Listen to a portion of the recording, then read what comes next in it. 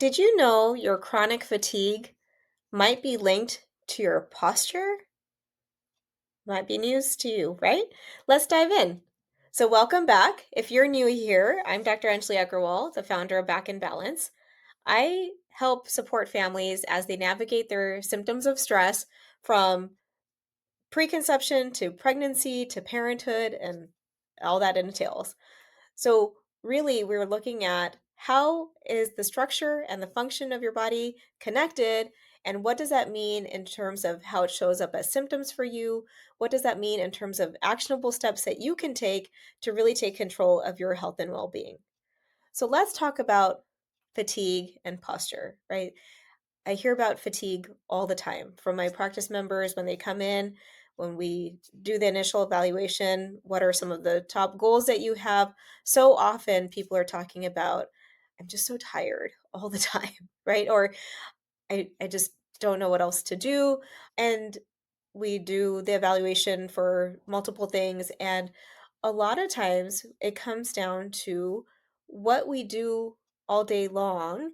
And we talk about micro breaks and stretching in another video. However, when it comes to our day to day posture, as well as our sleeping posture, that informs our muscles in a large sense of what status or what state they should be in, right? So, what I mean by that is that life is in front of us, right? Whether you're driving or typing or cooking or cleaning, whatever that looks like for you, and whatever your activity is for the bulk of the day, whatever you do for work or however you spend your day, everything's in front of us, and the muscles start to become adapted to that kind of activity. And so then they start to get contracted. So a lot of people will end up with really tight pecs. And that's actually one of the reasons I don't like, you might be familiar with people doing this kind of stretch to stretch the backs of their shoulders, which is great. However, that's also contracting your pecs even more. And what we want to do is ideally do the opposite of what we do all day long. So we want to really open up our chest and the front area here and really work on strengthening the back side of it, because all day long we tend to be in this forward posture. So, what does that have to do with your fatigue? Play with me here for a minute and just do this exercise. So, let's go into at a very exaggerated form of that slouched posture, that hunched over posture. And now try to take a deep breath in, or breathe in as to the best that you can, and then breathe out. How does that feel? If I were to ask you to just take a deep breath in, let's try that again in your normal posture or in a more conscious posture. Let's take another deep breath in. Ready? Breath in and out. How does that feel? Did it feel like you were able to get more air into your system than when you're hunched forward? If any of you are in theater or musicians or vocalists or singers or even athletes, right? Like, you know that in order to maximize your range of motion, maximize your breath control, maximize the oxygen capacity, you need to focus on your posture. But when we're not doing those activities, or if you're not a professional singer or performer or artist or athlete, you might be in this forward posture the bulk of the day. So just think about this exercise that we did for oxygen capacity. All day long, if you're in this position, even if you think about taking deep breaths, which most people don't because, we're focused on our tasks at hand and we don't think about breathing.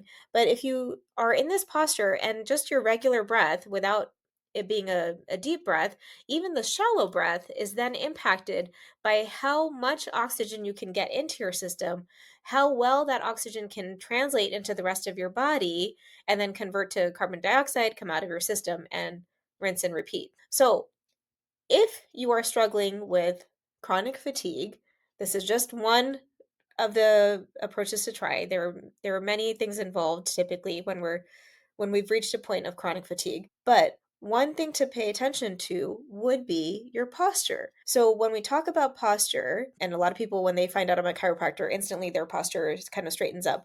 But when we talk about posture, I'm not talking about a rigid posture of like where you're trying to tense everything up and maintain that, because that's pretty unsustainable for an all day period of time. But I do want to kind of emphasize the stacking of your spine. And what that means is really thinking about having your ear stacked over your shoulder, stacked over your elbow, and then over your hip. And if you're standing, over your knees and ankles. So, one way to think about this or kind of visualize stacking your spine is to think of when you carry grocery bags, right? Like, let's assume there's 5 to 10 pounds in each grocery bag. You're carrying two grocery bags.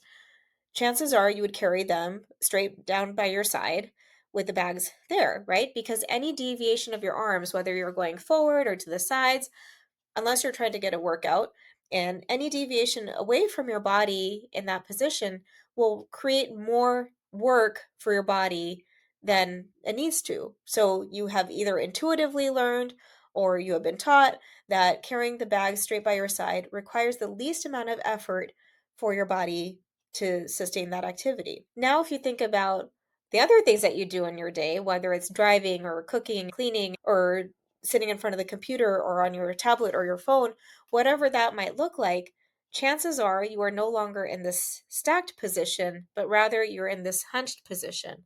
So, my challenge to you is to think about your activity and think about how you can better stack your spine as you do those activities. So, if you're in front of a computer, ideally a computer instead of your tablet or phone predominantly. But if you're in front of a computer, bringing your elbows to stay underneath your shoulders. So look at, are you reaching forward for your keyboard or your mouse? Are you reaching up for that? And can you bring that down so that your elbows stay underneath your shoulders? Or when you're washing dishes, maybe, or standing at the sink, or if you're chopping vegetables, rather than leaning forward to do that, can you bring yourself more upright? Can you perhaps put a step stool so that you can rest one foot on the footrest or the step stool instead of letting your core muscles get fatigued and creating a sway in your low back, right? Because let's face it, it's fatiguing to do this all day long. Or again, if you're sitting in a chair, if you're using the armrest, you're probably hunching up your shoulders to do that. So you can't have great range of motion from your shoulders then, and then you're moving from your wrist. So if your posture allows you to move from the larger joints, then you have better oxygen capacity and less fatigue of the muscles in general, similar to carrying the grocery bags in an awkward angle or a different angle aside from being in a neutral state. So we have a ton of stretch videos available to you. We also have a video on how to stack your spine so that you can really look at this as you go into your day-to-day postures, your day-to-day movements, so that you can have better oxygen capacity, less fatigue, and more energy as you navigate your day. I hope this was helpful for you, and I can't wait to see you next week.